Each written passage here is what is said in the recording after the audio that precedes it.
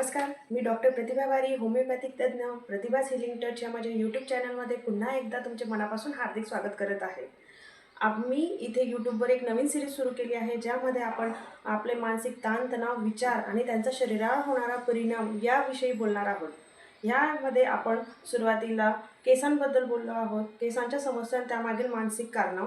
नंतर आपण मायग्रेन हा विषय कव्हर केला आहे, मायग्रेन आणि त्यामागील भावनिक ताणतणाव। हे 2 व्हिडिओ ऑलरेडी माझ्या चॅनलवर अपलोड केलेले आहेत। जर तुम्ही ते बघितले नसतील तर त्यांना नक्की व्हिजिट करा।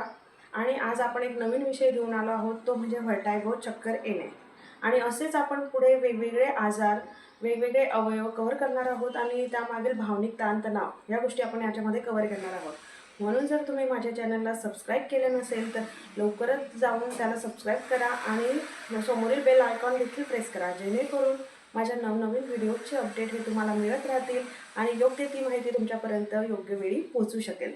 आजचा टॉपिक आहे व्हर्टायगो। व्हर्टायगो म्हणजे चक्कर येणे, की फिरल्यासारखं वाटणं, बॅलन्स नाही असं वाटणं। तर ही समस्या का होते? बऱ्याच लोकांना वाटतं की आपल्याला बीपी आहे, सायनसचा त्रास आहे, वीकनेस आलेला आहे, त्यामुळे आपल्याला चक्कर येत असतील। पण असं नाही आहे। हे जरी कारणे त्यासाठी रिस्पॉन्सिबल असली, त्याचसोबत भावनिक काहीतरी कारणे आहेत की ज्यामुळे देखील चक्कर येणे, व्हर्टायगो ही समस्या दिसून येते।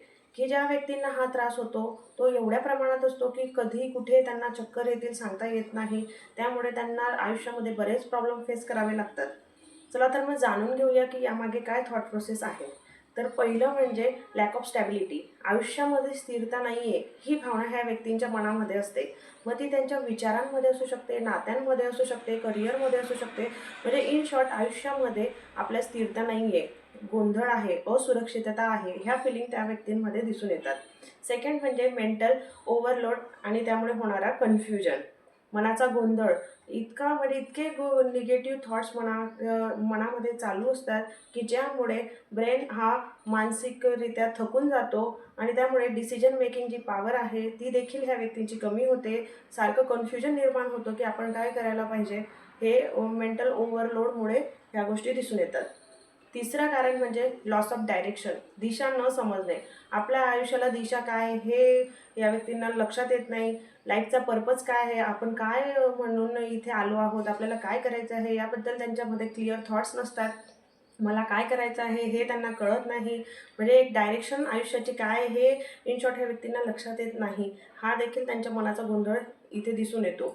चौथं कारण म्हणजे fear of falling and failure, की कोणी आपला अपमान करेल, टीका करेल, आपल्याबद्दल काही बोलेल, ही सतत भीती त्यांच्यामध्ये असते। आज आपण ज्या पोझिशनमध्ये आहे त्या पोझिशनमधून आपण फॉल होऊ शकतो, ही सतत मनामध्ये भीती असते। ह्या सर्व गोष्टींमुळे देखील स्ट्रेस येऊन ह्या व्यक्तींना व्हर्टायगो आणि चक्करचा त्रास हा होऊ शकतो। पाचवं म्हणजे कंट्रोल कॉन्फ्लिक्ट, नियंत्रण ठेवण्याची गरज। सर्व गोष्टी ह्या आपल्या नियंत्रणात असल्या पाहिजे असं ह्या व्यक्तींना वाटतं आणि ह्या आपणच सर्व केलं पाहिजे, ह्या अशाच झाल्या पाहिजे हे असतं। आणि कोणावर ट्रस्ट इश्यू, लवकर कोणावर ते विश्वास ठेवू शकत नाही, त्यामुळे सर्व गोष्टी ह्या आपल्याच कंट्रोलमध्ये असल्या पाहिजे असं या व्यक्तींना वाटतं। लास्ट म्हणजे इमोशनल शॉक ट्रॉमा, की अचानक सडनली अशी काही गोष्ट आयुष्यात घडून जाते की त्या गोष्टीचा शॉक हा मनावर इतका दिसून येतो की तेव्हापासून एक स्टॅबिलिटी जी येते आयुष्यातली ती निघून जाते। की जसं सडन काहीतरी कोणीतरी फसवलं आहे, काहीतरी रिलेशनशिपमध्ये असो, करिअरमध्ये असो, अशी अचानक काहीतरी घटना आयुष्यात घडून जाते की त्यामुळे मेंटल हा शॉक जो आहे ती व्यक्ती पचवू शकत नाही आणि तेव्हापासून त्याची स्टॅबिलिटी ही डिस्टर्ब होऊन जाते।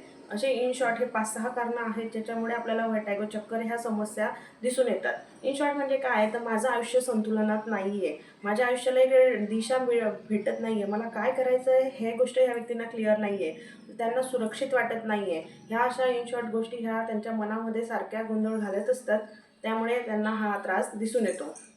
मग ह्या झाले कारणं। आता याच्यामध्ये आपण काय करू शकतो, तर स्वतःला एक पॉझिटिव्ह अफर्मेशन देऊ शकतो की मी सुरक्षित आहे, माझ्या आयुष्यात एक संतुलन आहे, स्टॅबिलिटी आहे। मग ती रिलेशनशिप असो, करिअर असो, सर्व गोष्टींमध्ये मी स्टेबल आहे, मी स्वतःवर विश्वास ठेवतो, माझं मन शांत आहे, मी नियंत्रण सोडायला शिकत आहे। सर्वच गोष्टी माझ्या नियंत्रणात असल्या पाहिजे असं नाही आहे।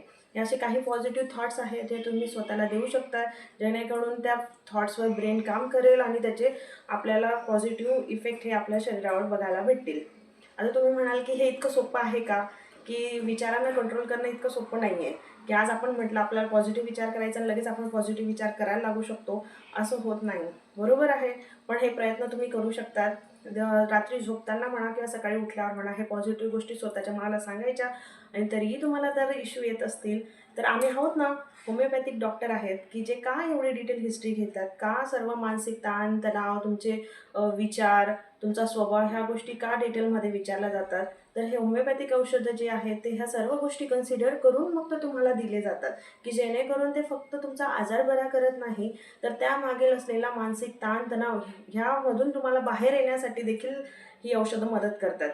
की बऱ्याच वेळा मी माझ्या पेशंटमधनं हे सांगते तुम्हाला, की त्यांनी मला सांगितलं आहे की हो, हे डिप्रेशन होतं, मला खूप स्ट्रेस यायचा छोट्या गोष्टींचा, मी खूप टेन्शन घ्यायचे, पण जेव्हापासून तुमची औषधं सुरू केली आहेत तर मी आता गोष्टी सोडायला शिकले आहे. मी दुर्लक्ष करायला शिकले आहे. किती व्यक्ती तर बदलू नाही शकत, ते प्रॉब्लेम तर आपल्या आयुष्यातून निघून नाही जाऊ शकत, पण आता मी त्याकडे दुर्लक्ष करायला शिकले आहे. तर अशा प्रकारे होमिओपॅथिक औषधे ही तुम्हाला ह्या सर्व गोष्टींपासून बाहेर निघण्यासाठी देखील मदत करतात. चला तर मग भेटूया आता पुढील व्हिडिओमध्ये आणि नव्या विषयासोबत. तर जर तुम्ही माझ्या चॅनलला सबस्क्राईब केलं नसेल तर लवकरात लवकर सबस्क्राईब करा आणि बेल आयकॉन देखील प्रेस करा. Like, share and subscribe. Thank you.